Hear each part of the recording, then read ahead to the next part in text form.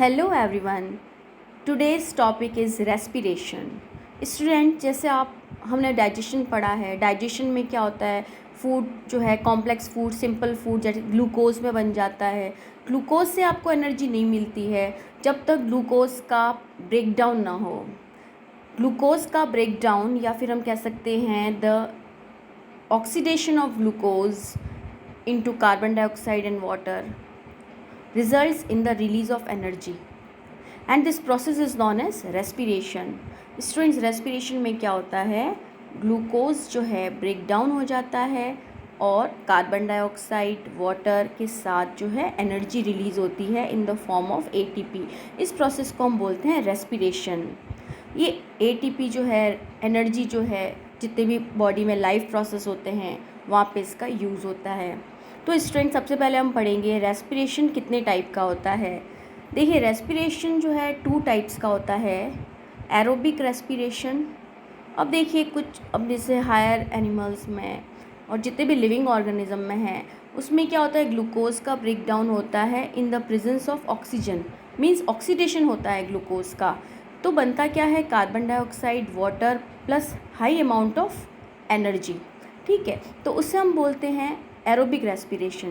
Means respiration takes place in the presence of oxygen, that is the aerobic respiration. इस pathway में बहुत ज़्यादा amount में energy liberate होती है। ठीक है, अब कुछ जैसे ईस्ट है, लोअर कैटेगरी के ऑर्गेनिज्म है, उसमें बगैर ऑक्सीजन के प्रेजेंस में ही रेस्पिरेशन होता है, उससे हम क्या बोलते हैं, एनारोबिक रेस्पिरेशन। इस प्रोसेस में क्या होता है, बहुत ही कम मात्रा में एनर्जी का प्रोडक्शन होता है। तो ये बहुत इंपॉर्टेंट क्वेश्चन है, what is the difference between aerobic and anaerobic respiration. तो हम कह सकते हैं एरोबिक में क्या होता है, respiration takes place in the presence of oxygen and in which high amount of energy in the form of ATP is liberated. इसका अपोजिट हम लिख देंगे एनारोबिक में, means respiration takes place in the absence of oxygen, that is anaerobic respiration, जो कि कुछ lower category के organisms में होता है जैसे ईस्ट है। ठीक है, अब देखिए सबसे पहले जो ये रेस्पिरेशन होता है ना, तो रेस्पिरेशन में ग्लूकोज में जैसे C6H12O6 इसका ये फॉर्मूला होता है। It means 6 carbon, it is a 6 carbon compound. तो ये इसमें क्या होता है, ये 6 कार्बन कंपाउंड जो है ना ब्रेक डाउन होता है 3 कार्बन कंपाउंड में। अब ग्लूकोज का कन्वर्जन होता है 3 carbon compound, that is pyruvate. अब ये पाइरूवेट बनता है साइटोप्लाज्म में। स्टूडेंट्स, आपने पढ़ा होगा 9th में, सेल में क्या होता है, जेली लाइक सब्सटेंस होता है साइटोप्लाज्म। तो ये प्रोसेस जो होता है ना 6 कार्बन से 3 कार्बन का कंपाउंड बनना, मीन्स ग्लूकोज से पाइरूवेट बनना, ये साइटोप्लाज्म में होता है। और सबसे इंटरेस्टिंग बात है, चाहे एरोबिक रेस्पिरेशन हो या फिर एनारोबिक हो, दोनों में ये प्रोसेस तो कंपलसरी है। अब देखिए, एरोबिक की बात करें तो डिफरेंस इसके बाद में क्रिएट होता है। एरोबिक की बात करें ना, तो एरोबिक रेस्पिरेशन में क्या होता है, अब आप यहाँ पे फिगर देख सकते हो।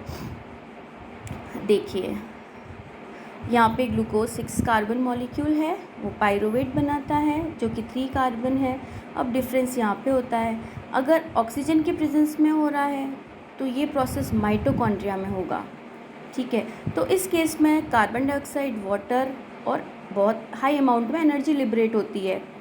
अब 2 और प्रोसेस है एनारोबिक के बाद, एनारोबिक की बात करें ना हम तो देखो ईस्ट में फंगस होती है ना, ईस्ट, जिसमें अगर ऑक्सीजन की एब्सेंस में रेस्पिरेशन होता है, तो देखो यहाँ पे क्या बनता है, and product ethanol, ethanol C2H5OH ethanol है, जिसमें 2 कार्बन का मॉलिक्यूल है। ये कार्बन डाइऑक्साइड भी बनता है और बहुत कम एनर्जी लिबरेट होती है। तो ये ईस्ट में होता है, ये भी अलग से आपको पूछ सकते हैं। और जैसे कभी कभी आप देखते हो, आप जैसे रनिंग के टाइम या फिर बहुत वॉकिंग कर लेते हो, तो आपकी जो पैरों की मसल्स है एकदम उसमें क्या आ जाता है, क्रैम्प्स आ जाते हैं, क्योंकि आपको ऑक्सीजन प्रॉपर नहीं मिल पाती है।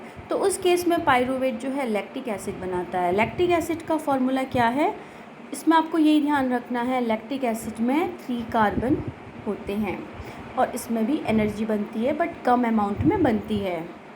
I hope you understand it. अब हम ATP की बात करते हैं। अब देखिए ATP, what is the full form of ATP। Adenosine triphosphate. Adenosine is a sugar, it means देखिए एडिनोसिन, इसमें 3 फॉस्फेट जुड़े हुए हैं, इसलिए इसको क्या बोलते हैं, ट्राईफॉस्फेट। एक फॉस्फेट जो है ब्रेक होगा ना तो मिलेगी 30.5 किलो जूल पर मोल एनर्जी रिलीज़ होती है। ये भी क्वेश्चन पूछा जाता है, इज़ वेरी इंपॉर्टेंट। तो ये हो गया पूरा एटीपी के बारे में आप, ओके। अब हम ह्यूमन रेस्पिरेटरी सिस्टम देखेंगे स्टूडेंट्स। अब देखिए ह्यूमन रेस्पिरेटरी ऑर्गन्स कौन से होते हैं। सबसे पहले देखो नेसल पैसेज, यहाँ पे आप देख सकते हो फिगर में, this is the nasal passage. Nasal passage के बाद यहाँ पे देखिए आप फेरिंग्स आता है, and this is trachea, wind pipe कहते हैं। ट्रेकिया के चारों तरफ रिंग्स ऑफ कार्टिलेज पाई जाती है ताकि ट्रेकिया हमेशा ओपन पोजीशन में रहे। यहाँ पे लंग्स है और यहाँ पे मसल्स है, डायाफ्राम, ठीक है। अब लंग्स के अंदर भी और भी बहुत स्ट्रक्चर है, अभी आपको मैं बताऊंगी। तो रेस्पिरेशन की फिजियोलॉजी क्या कहती है। अब देखिए जब भी आप इनहेल करते हो एयर को तो क्या होता है, when air is taken into the body through nostrils. अब नॉस्ट्रिल्स में जब एयर जाएगी तो वो फिल्टर हो जाती है, क्योंकि नेसल पैसेज में फाइन हेयर्स पाए जाते हैं, फाइन हेयर्स पाए जाते हैं और वहाँ पे म्यूकस की लाइनिंग भी होती है। म्यूकस रिलीज़ होता है ताकि जो भी बाहर का एक्सटर्नल पैथोजन आए तो वहीं पे वो रुक जाए। अब देखिए फ़िल्टर हुई हुई एयर कहाँ जाएगी, यहाँ पे जाएगी ट्रेकिया में। ट्रेकिया जो है वो थ्रॉट रीजन में होता है, यहाँ पे रिंग्स ऑफ कार्टिलेज पाई जाती है। देखिए ये ट्रेकिया जो होता है ना, इसकी चारों तरफ रिंग ऑफ कार्टिलेज होती है जो कि इसको हमेशा ओपन कंडीशन में रखती है। विंड पाइप से जो है एयर आगे की तरफ जाती है, लंग्स की तरफ जाती है। अब देखिए ये जो ट्रेकिया होता है ना, ट्रेकिया के अंदर भी सीलिया जैसे स्ट्रक्चर्स होते हैं फिल्ट्रेशन के लिए।